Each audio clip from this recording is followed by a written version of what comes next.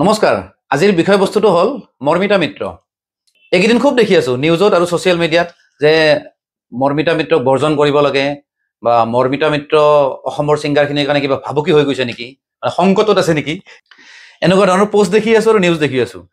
এতিয়া ভাবিলো এই সম্পৰ্কে মই দুই এষাৰ কওঁ মাজতে নিউজত ওলাইছিল যে মৰ্মিতা মিত্ৰ হেনো অসমৰ বোৱাৰী মই সেইটো কিন্তু মই চিয়ৰ নহয় দেই সেইটো চাগে এনে মিছা পাব্লিচিটিৰ কাৰণে হ'ব পাৰে সেইটো মই চিয়ৰ নহয় সেইটো মই নকওঁ এতিয়া কথাটো হ'ল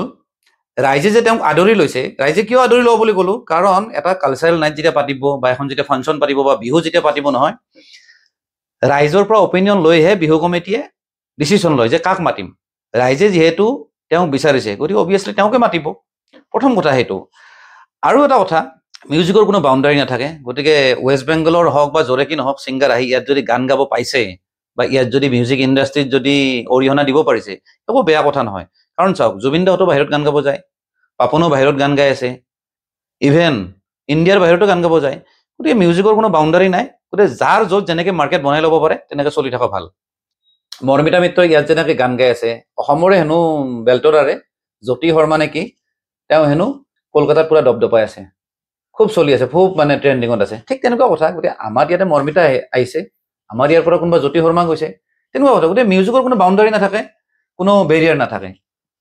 আমাৰ ইয়াৰ মানুহ বাহিৰত পাৰফৰ্ম কৰিব আৰু বাহিৰৰ মানুহে ইয়াত পাৰফৰ্ম কৰিব আমি যদি ভাল পাইছো অবভিয়াছলি তেওঁৰ গান শুনিমে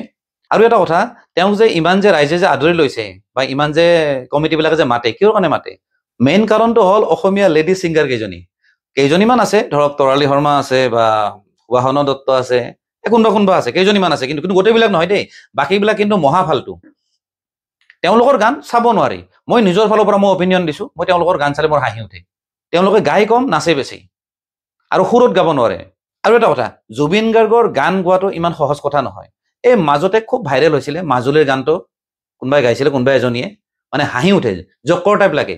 কিন্তু মৰ্মিতা মিত্ৰৰ ক্ষেত্ৰত কথাখিনি ওলোটা মৰ্মিতা মিত্ৰই ধুনীয়াকৈ ক'ব গ'লে পাৰফৰ্ম কৰিছে ৰাইজে ভাল পাইছে মানুহে ভাল পাইছে চ' অবভিয়াছলি তেওঁক মাতিবই সেইকাৰণে মই সদায় কওঁ এই যিখিনি অসমীয়া যিখিনি লেডিজ যিখিনি ছিংগাৰ আছে তেওঁলোকে এই লতা মংগেশকাৰ বুলি ভাবাৰ আগতে প্ৰথমতে এটা কাম কৰা উচিত তেওঁলোকে অকণমান ৰিহাৰ্চ কৰা উচিত আৰু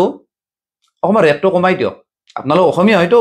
আৰু অসমতে প্ৰগ্ৰাম কৰে বাহিৰতো নাযায় ফৰেনতো আপোনালোকক নামাতে অসমতে প্ৰগ্ৰাম কৰে গতিকে অকণমান পইচাটো কমকৈ লওক অবভিয়াছলি মাতিব আপোনালোক যিমানৰ মানুহ সিমানে ৰাইজে পইচা দিব তাতকৈ বেছি নিদিয়ে আপোনালোকে খুজিব যদি 4 লাখ বেলেগে যদি 1.5 লাখত প্ৰগ্ৰাম কৰি দিয়ে অবভিয়াছলি বেলেগকে মাতিব বেলেগেতো ভাল পাৰফৰ্ম কৰি আছে আপোনালোকতকৈ গতিকে আপোনালোক মাতিব কিয় সেইটো বস্তু শুধৰাই লওক আৰু এটা কথা দেই কিছুমানে কয় নহয় যে ভাবুকি হৈছে মানে সংকটত আছে বুলি কয় একো সংকটত নাই বিশেষকৈ যিখিনি মেল যিখিনি ছিংগাৰ তেওঁলোকৰ কাৰণেতো একেবাৰে প্ৰব্লেম নাই কিন্তু লেডিজখিনিৰ কাৰণে সঁচাকৈ প্ৰব্লেম আছে এইটো যদি ভাবুকি বুলি যদি ভাবি লৈছে কিছুমানে তেতিয়াহ'লে আপোনালোকে নিজকে ৰিফৰ্ম কৰক নিজকে আকৌ ইম্প্ৰুভ কৰিব ট্ৰাই কৰক দেই ধন্যবাদ জয় অসম